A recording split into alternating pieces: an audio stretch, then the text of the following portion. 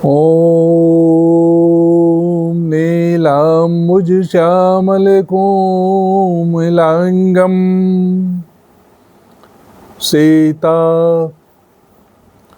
समारोपितवामभागम् पाणौ महासायकचारुचापम् नमामि रामं रघुवंशनाथम।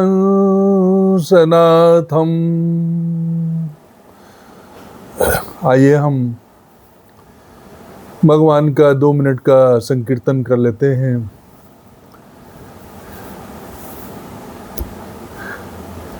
राजा राम राम राम सीता राम राम राम राजा राम राम राम राजा राम राम राम सीता राम राम राम राजा राम राम राम सीता राम राम राम राजा राम राम राम राजा राम राम राम राजा राम राम राम राजा राम राम राम सीता राम राम राम राजा राम राम राम राजा राम राम राम राजा राम राम राम सीता राम राम राम सीता राम राम राम राजा राम राम राम सीता राम राम राम राजा राम राम राम राजा राम राम राम राजा राम राम राम राजा राम राम राम सीता राम राम राम राजा राम राम राम राजा राम राम राम। बोले राजा रामचंद्र भगवान की जय। श्री हनुमंत लाल सरकार की जय। जय जय श्री सीताराम। आज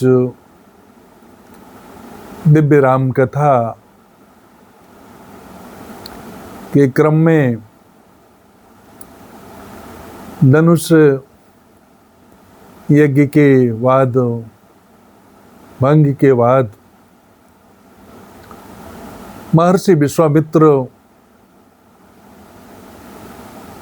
ने महाराज जनक को आशीर्वाद दिया और जनक जी महाराज ने पूछा है तो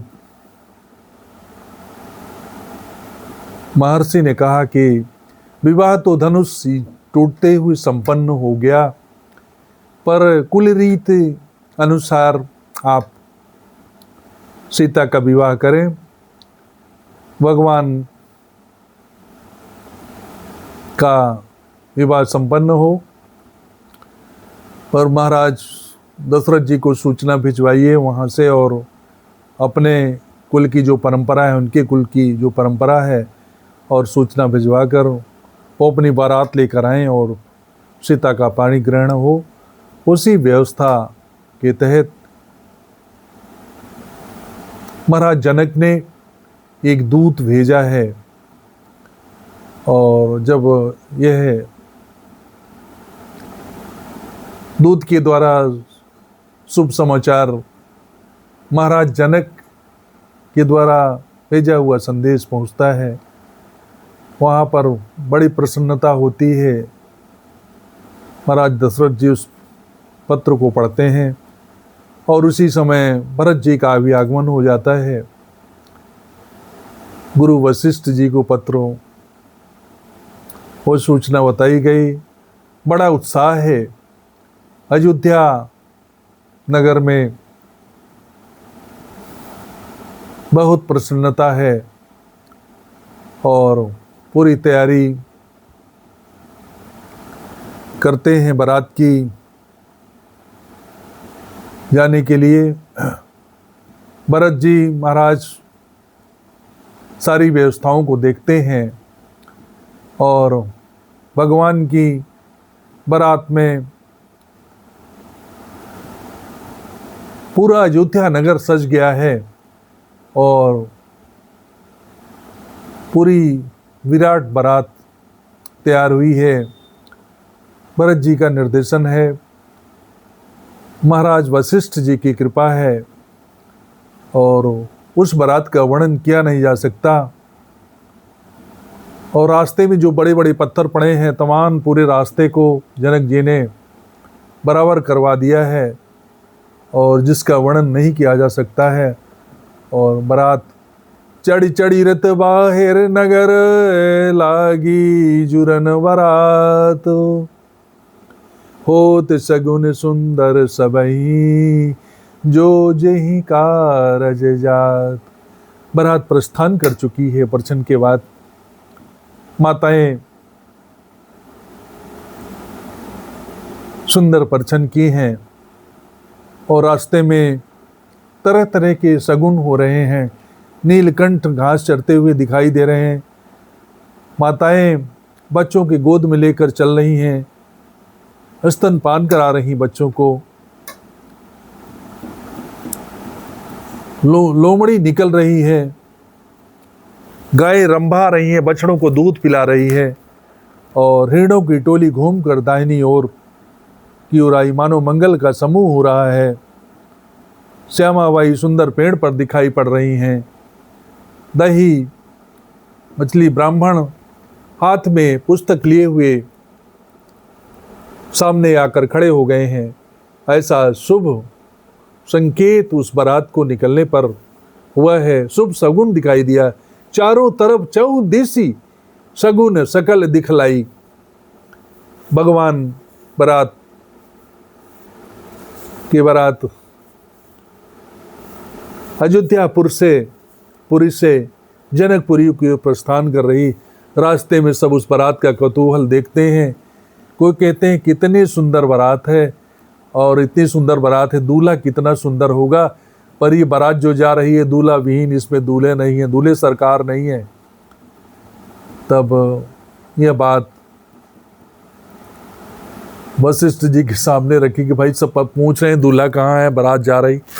उन्होंने कहा कि अरे भरत जी को ही बोल दो कि वही दूल्हा सरकार है, जो कि उनका भी रूप कुछ भगवान राम से मिलता है। तो भरत जी को ही दूल्हा बता दिया गया। नगर के नर नारी जो रास्ते में देखते हैं, अति प्रसन्नता है। भरत तु राम ही की अनुहारी, सहसा लख न सकहि नर नारी। भरत जी राम का अनुहार के रूप में दिखाई दे रहे हैं। उन्होंने उनको ही दूल्हे के रूप में बताया गया। ऐसा दिव्य बारात सज धज के चली है और मानो पूरा समाज अयोध्या का सज धज के आ रहा है। देवी देवता सब पुष्पों की वर्षा कर रहे हैं और बोले श्यावर रामचंद्र भगवान की जय। और बारात आकर के ठहर गई है। सारे नगर को मिथिलापति महाराज जनक ने सजाया है। बारात को ठहरने की व्यवस्था सुंदर, सबका आसन अलग अलग लगाया है महाराज ने। महाराज की बारात पहुंचती है दशरथ जी की। भगवान राम के मन में उत्कंठा हुई, प्रेरणा आई कि चलो अपने स्वजनों से मिल लेते हैं।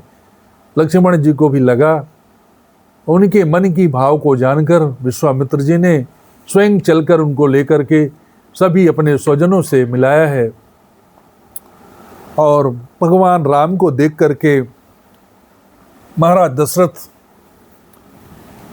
बहुत प्रसन्न हुए हैं। जैसे मणि बिन सर्प रहता है, वैसे भगवान के बिना महाराज दशरथ के अंदर प्राणों का संचार हो गया भगवान राम को देख करके। और मंगल मूल लगन दिन आवा, हे मेरे तु गन मास सुहावा। ग्रह तिथि लख तु जोग बरवारू, लगन सोध विधि कीन विचारू। पठे दीन नारद सन सोई, गनी जनक के गन गन सोई। मंगलों का लग्न का दिन आ गया। ब्रह्मा जी ने उस पर विचार किया। मुहूर्त शोध कर ब्रह्मा जी ने विचार किया। इधर जनक जी के जो आचार्य हैं उन्होंने सुंदर लग्न को बनाया है। जो ब्रह्मा जी को लग्न पत्रिका सौंपी गई तो उसमें सब गुण मिल रहे थे। संपन्नता है, दोनों लग्नों में एक रूपता दिखाई दी है। और उस तरह से भगवान की बारात पहुंची है। लग्न में मुहूर्त अगहन मास में, वह हेमंत ऋतु सुहावन अगहन का महीना था जिसमें भगवान राम का पाणी ग्रहण हुआ है। और भगवान राम ऐसे सजे हुए घोड़े पर बैठे हैं मानो साक्षात कामदेव प्रकट होकर के पहुंच गए हैं। ऐसा दिव्य स्वरूप भगवान का है।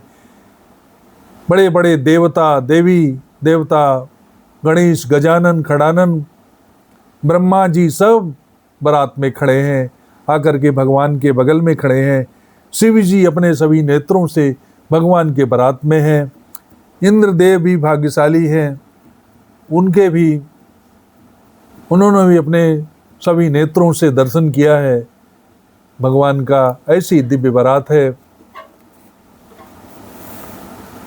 जय श्री राम, जय जय श्री राम।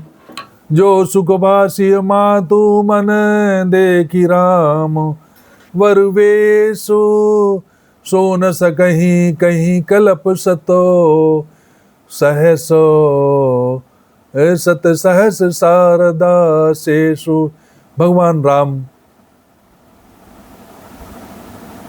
बारात आई है, द्वार चार लगी, पूजन हुआ। मंडप में भगवान पहुंचते हैं। सुनैना ने भगवान का साक्षात दर्शन किया है और उनके मन में अति प्रसन्नता है। उस दिव्य झांकी को देखकर, उस दिव्य मूर्ति को देखकर।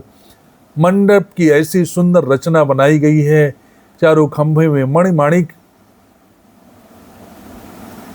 रत्न जड़े हुए हैं जिनमें वो छवि दिखाई देती है। जैसे कांच के अंदर प्रतिमूर्ति आती है, ऐसी उन तरह तरह की खम्भों में भगवान की आकृति दिखाई देती है। और सिए सुंदरता बरनि न जाए, लघुमति बहुत मनोहरताई। भगवान राम और सीता माता आसन पर बैठे हैं। जनक जी महाराज चरणों का प्रक्षालन कर रहे हैं। विवाह प्रारंभ हुआ है और भगवान राम संकोच के कारण अपने पद को, पैरों को पीछे कर रहे हैं। प्रक्षालन हुए इसके पश्चात जनक महाराज ने कन्यादान दिया है और कन्यादान के पश्चात गांठ जोड़ी गई है। उसके पश्चात भावरें होने लगी। हिमवंत जिमि गिरिजा महेशहि, हरि श्री सागर दई तिमि जनक राम सिए समर्पी। ए विश्व कल की रति नई, क्यों करे विनय विदेह कियो विदेह मूर्ति सांवरी। करी होम विदवतो गांठी जोरी, होन लागी भावरी। पंचरंगी चुनरी से भगवान के उस पावन जो उनका गमछा ढगा हुआ है, पीतांबर है, उस पीतांबर से उस पंचरंगी चुनरी को जोड़ा गया है, गांठों को जोड़ा गया है। कितना सुंदर भाव है। सीता माता पचरंगी हैं, चुनर है, भक्ति के 5 भाव हैं, उन 5 रंगों में पिरोई हुए हैं भक्ति का भाव। ऐसा दिव्य वर्णन गोस्वामी जी ने अपने मनस में किया है। और जो खंभे मणिमाणिक से युक्त लगे हुए हैं उसमें सीता राम की छवि दिखाई दे रही है। ऐसा दिव्य दर्शन दिखाई दे रहा है।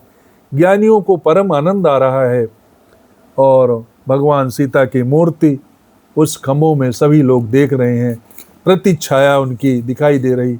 ऐसा दिव्य वहाँ का पूरा वातावरण है और सुंदर सुंदर जो वहाँ का रमणीय दृश्य है सब दिखाई दे रहा है।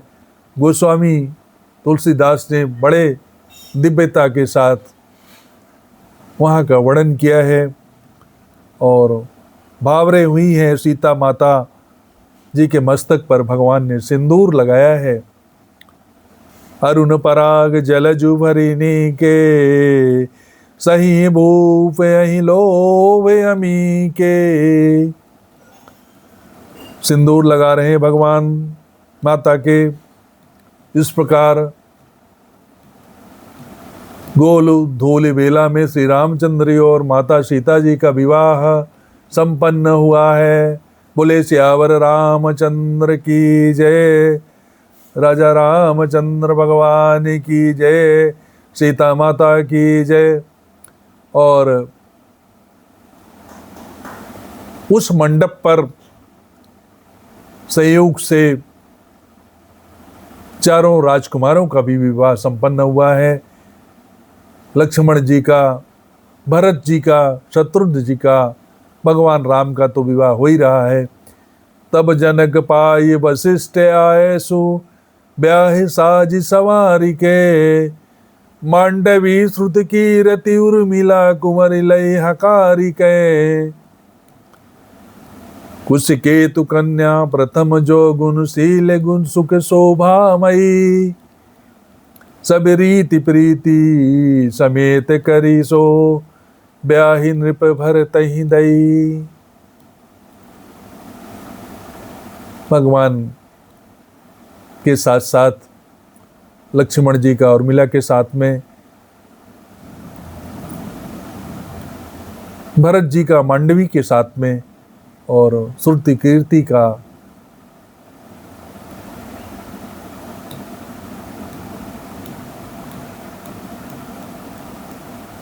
शत्रुघ्न के साथ में विवाह संपन्न हुआ है।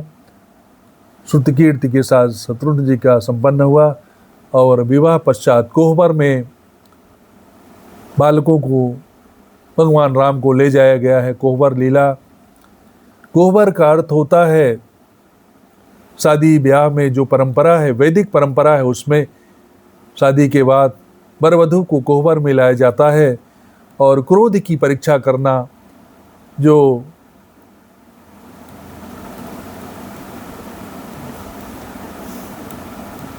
वधू की सखियां हैं, उनकी माताएं हैं, भाभियां हैं, सब कोहबर वर के क्रोध की परीक्षा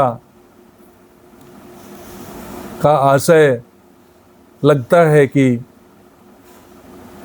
गाना गाती हैं, हंसी मजाक का दृश्य उपस्थित होता है और दूल्हे से हर तरह से हठी ठिठोली करती हैं।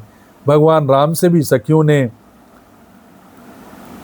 विवाह पश्चात कोहबर में ठिठोली किया है और बड़े दिव्यता के साथ, बड़े प्रसन्नता के साथ कहा कि ये भगवान आपके जो हैं भैया लक्ष्मण जी, ये तो इनको तो अभिमान है, अपने सुंदरता का अभिमान है। लक्ष्मण जी ने पूछा कि काहे का अभिमान है, तो सखियों ने बताया कि राम को सुंदरता का अभिमान है। लक्ष्मण जी आखिर इस बात को सुनकर मन ही मन प्रसन्न हुए। क्यों ना अभिमान हो, अभिमान जरूर इनका रूप का अभिमान है। और लक्ष्मण जी प्रसन्न हुए, क्यों मेरे भैया तो सुंदर है ही हैं।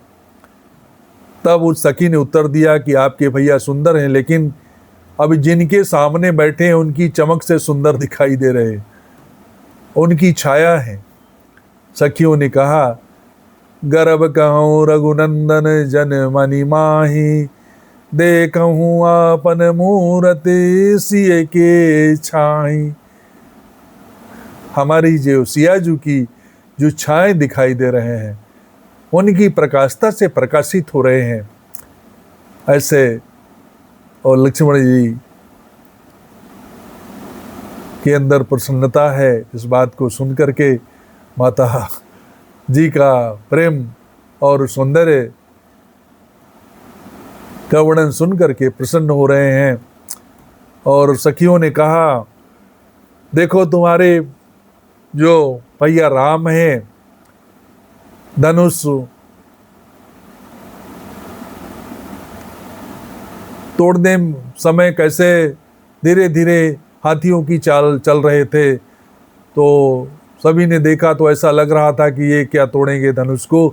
पर जब इन्होंने हमारी सिया जी को तरफ देखा है तो उनकी शक्ति, हमारे सिया जी की शक्ति जो है तो भगवान राम के पास पहुंच गई, तब उन्होंने फिर उस धनुष को तोड़ दिया। ऐसा भाव सखियां लखन लाल जी से कहती हैं। और कोहबर में खूब आनंद लिया, हिठोली खूब हुई और राम की परीक्षा हुई। राम तो परम धाम है, कृपा निधान है, परम ब्रह्म है, मुस्कुराते हैं। सखियों ने बड़ा आनंद लिया है। और इसके बाद फिर भोजन आदि की व्यवस्था की तैयारी हुई है। ज्योनार आनंद के सागर के साथ में ज्योनार हो रहा है। सुपोदन सुरभि सरपि सुंदर स्वाद पुनीतो छन महु सबके पर सुगे चतुर सुवार विनीतो। सुंदर सुंदर व्यंजन बनाए गए हैं, विविध प्रकार के पकवान बनाए गए। रसोइयों में दाल और चावल का मिश्रण और घी का मिश्रण हो रहा है, मिलाया जा रहा है। जैसे वर वधू का मिलन होता है, इसी तरह से भोजन की व्यवस्था में चावल और दाल को मिलाया जा रहा हो। घी स्निग्धता का काम कर रहा है, स्निग्धता का काम कर रहा है ऐसा भोजन। इसके बाद पूड़ी पकौड़ी आदि परोसी जा रही है। तरह तरह के पकवान माताएं अट्टालिकाओं पर चढ़ करके सुंदर सुंदर गालियां दे रही हैं। ऐसा परम अवसर उपस्थित हुआ है। भगवान राम ने उन माताओं की तरफ देखा, प्रेम से चितवन के साथ भूल गई, गाली सुना रही थी और अति प्रसन्नता है। सबका नाम नाम लेकर के गालियां भगवान को और दशरथ जी को सुना रही हैं। और विदाई का भोजन के बाद, ज्योनार के बाद विदाई का क्षण आया है। विदाई के अवसर पर सुनैना जी ने बहुत सुंदर सीता जी को नारी धर्म सिखाया है। सासु ससुर गुरु सेवा करे हो, पति रुख लखी आये सु अनुसर हूँ। राम करो कही भांति प्रशंसा, मुनि महेश मन मानस हंसा। मन समेत जही कही कहे, जो तिहु काले के रस रही। बड़ा दिव्यता के साथ माता जी ने, सुनैना माता ने सीता जी को कहा है कि सास ससुर गुरु सेवा करी हो। गुरु माता पिता की सेवा करना और पति के भाव को समझ करके, उनको रुख को समझ करके अपने पति की आज्ञा का पालन करना, ऐसा माता जी ने सीता जी को सिखाया है, बताया है। और बता करके बारात विदाई हुई है। सीता जी ने जिन तोतों को, पक्षियों को पाला था, उनके साथ उनको छोड़ते हुए सीता माता को बहुत कष्ट हो रहा है। जनक वासियों को छोड़ते हुए बहुत कष्ट पर भगवान राम परम ब्रह्म का के साथ जुड़ते हुए सीता माता प्रसन्न है। और इस प्रकार बारात का प्रस्थान हुआ है जनकपुर से अयोध्या की ओर। बारात अयोध्या धाम पहुंच गई है। वहाँ पहुंचकर बधुलरी कनी पर घर आई, राख्यों नयन पलक की नाई। महाराज दशरथ कहते हैं बारात जब पहुंचती हैं कि ये जो हमारी बहुएं हैं, अभी इनके अंदर लड़काई हैं और इनको ऐसा रखना जैसे पलकों में बिछा करके नैनों के अंदर, पलकों के अंदर आँख रहती है, उसी तरह से बिछा करके रखना और उनका ख्याल रखना। और सीता माता के इस प्रकार विवाह संपन्न हुआ है। और गोस्वामी तुलसीदास जी महाराज कहते हैं, जो सीता राम जी की कथा को सुनेगा, इस दिव्य भाव को सुनेगा, उनके जीवन में सदा उत्साह रहेगा और प्रसन्नता होगी, भगवान की कृपा होगी। सिय रघुवीर विबाहु जे, सप्रेम गावहि सुनहि तिन कहु सदा उछाहु, मंगलाय तन राम जसो। बोलिए भक्त वत्सल भगवान श्री रामचंद्र की जय। श्री सीताराम की जय। जय श्री सरकार।